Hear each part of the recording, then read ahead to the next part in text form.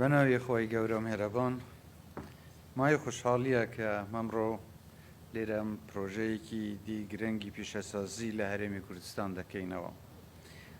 دەستخۆشی لە کۆمپانیای جێبەجێکار گروپی گەلیاوە دەکەم بۆ ئەنجامدانی ئەم کارە گرنگە کە بە ستانداردێکی جیهانی و بە بەکارهێنانی پێشکەوتوترین تەکنۆلۆژیا دروست کراوە. کردنەوەی ئەم کارگەیە ڕۆڵێکی گرنگی دەبێت لە بەرەو پێشبردننی کەرتی پیشەسازی لە کوردستان و ڕەخساندنی هەزاران هەلیکار بۆ گەنجانی کوردستان. جێی دەستخۆشیە کە کارگەکە پابەندبوونی خۆی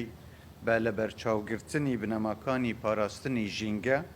و بەردەوامی ژینگەی دەربڕیوە. ئەمەش لە ڕێگەی بەکارهێنانی شێواز و تەکنیکی پێشکەوتوو لە کە دۆستی ژینگەیە. حکوومەتی هەرێمی کوردستان لە چەند ساڵی ڕابردوودا بە هاوکاری لەگەڵ کەرتی تایبەت پلان و بەرنامەی گرنگی هەبووە بۆ بایەخدان بە کەرتی پیشەسازی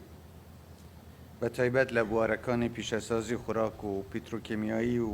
پیشەسازی کانزاکان و دابینکردنی مادەی خام بۆ پیشەسازی بچووک و مامناوەند و دروستکردنی چەند ناوچەیەکی پیشەسازی لە شارەکانی هەرێمی کوردستان کە پێش چەند ڕۆژێک بەردی بناغی ناوچەیەکی پیشەسازی لە سنووری دارەی زاخۆماندانا و کردنەوەی ئەم کارگەیەش بەشێکە لە هاوکاری و هەماهەنگی حکوومەت لەگەڵ کەرتی تایبەت لە پێناو زیاتر پێشخستنی ژێرخانەی پیشەسازی لە کوردستان. بەڕێزان، وێڕایی چەندین گرفت لە ساڵانی ڕابردوو کە چەندین جار ئاماژەمان پێداوە و پێویست ناکات دووبارەیان بکەمەوە. لە ماوەیەدا چەندین پرۆژەی گەورەمان لە هەموو شار و شارشکەکانی کوردستان دەست پێ کرد لە بوار و کەرتی جۆرە و جۆردا کە زۆربەیان ئێستا کەوتونەتە کار و لە خزمەتی خەڵکی کوردستاندان. ئەمان جێمە ئەوەیە ژێرخانێکی بەهێزی ئابووری لە کوردستان دروست بکەین بۆ ئەوەی ژیانی خەڵکی کوردستان باشتر بکەین و نەوەی داهاتوش بتوانێت لەسەر پێی خۆی بوەستێت. هیوادارین دۆخی کوردستان و عێراق و ناوچەکە ئارام و سەقامگیر بێت و کێشەکانی نێوان هەرێم و حکوومەتی فدرالی بە شێوەیەکی بنەڕەتی چارەسەر بن بۆ ئەوەی بتوانین درێژە بە کارنامەی خۆمان بدەین لە ئاوادانکردنەوە و بنیادنانی ژێرخانی ئابووری. کوردستان و عێراق بەگشتی بەهۆی شەڕ و جەنگی یەک لە دوایەکەکاندا بەهۆی خراپ بەڕێوەبردننی دەستەڵاتەوە لە بارودۆخێکی زۆر سەختدا بووە و خەڵکەکەی لە نەئارامی و دڵەڕاوکی و هەژاری و وێرانیدا ژیاون. ئەمڕۆ کاتی ئەوەیە پند لە هەڵەکانی ڕابردوو وەربگرین و هاوکاری و پشتیوانی یەک بکەین لە پێناو خزمەتکردنی هاوڵاتیەکانمان و بنیادنانەوەی وڵاتەکەمان کە پێویستی بە ساڵانێکی زۆری کارکردنی بەردەوام هەیە بۆ ئەوەی بگەینە ئاستی وڵاتانی پێشکەوتوو. ئەمەش تەنیا بەهێنانەدی ئاشتی و ئارامی و چارەسەرکردنی بنەڕەتی کێشەکان دێتە دی کە ئەگەر ئارەزوو و خواستی ڕاستەقینە بۆ چارەسەری هەبێت ئەوە بێگومان ڕێگەی چارەسەر زۆرن. هەر لێرە دەمەوێ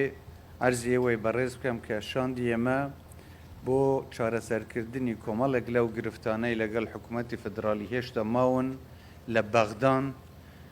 بۆی بتوانن ڕێگەی چارەی گونجاو بە تایبەتی بۆ بابەتی بودجە و دواکەوتنی موچەی خەڵکی هەرێمی کوردستان بدۆزنەوە و بگەنە ئەنجامێکی ئەرێنی. دوێنێ گفتوگۆی باشیان هەبووە ئەمڕۆژ درێژەی ئەو گفتوگوانە دەبێت وەوەی هەم بۆ دابینکردنی موچە بە شێوەیەکی بنەڕەتی کە چیتر خەڵکی کوردستان باجی ئەم هەڵانە نەداتەوە کە بەداخەوە بە شێوەیەکی ناگونجاو مامەڵە لەگەڵ موچەخۆرانی هەرێمی کوردستان کراوە. ئەمە چارەسەر بکرێت و لە لایەکی تریشەوە حتا بۆ بابەتی نەوت و غازیش کە ئێمە پێویستیمان بە دەڕەشتنی یاسایەکی فدرالی پێشکەوتوو لەسەر بنەمای دەستور هەیە کە ئەوەش ئێمە بتوانین جارێکی تر مەسەلەی بەرهەمهێنانی نەوت و هەناردەکردنی نەوت دەست پێ بکەینەوە و ئەمەش هەمووی دەبێتە دەستکەوت نەک تەنیا بۆ خەڵکی کوردستان بەڵکو بۆ هەموو خەڵکی عێراق. هیوادارین ئێمە بە تێگەیشتنی هاوبەش بتوانین زۆر شتی باشتر بکەین پێم وایە ئەوەی لە پێشمانە ئەوەی هاوبەشە لە نێوماندا زۆر زیاترە لەو کێشە و گرفتانەی کە هەن تەنیا وەیە کە هەموو لایەک بیل لەوە بکەینەوە کە بەرژەوەندی باڵای وڵاتەکەمان و خۆشگوزەرانی خەڵکەکەمان بکەینە سەر لیستی بەرنامەی کارەکانمان و هیوادارین بەیەکەوە لەگەڵ بەڕێز سوودانی و حکوومەتی فدرالی و وەزیرە بەڕێزەکانی ئەم کابینەیە لە هەموو بوارەکاندا کار و هەماهەنگی زیاتر بەیەکەوە بکەین و بتوانین وڵاتمان بەرەو قۆناغێکی پێشکەوتوتر و باشتر ببین. دووبارە دەستخۆشی لە کۆمپانیای جێبەجێکاری ئەم پرۆژە گرنگە دەکەم و هیوادارم کوردستانمان هەمیشە ئاوەدان بێت و ئێوەش هەر سەربەرز و سەرفەراز بن.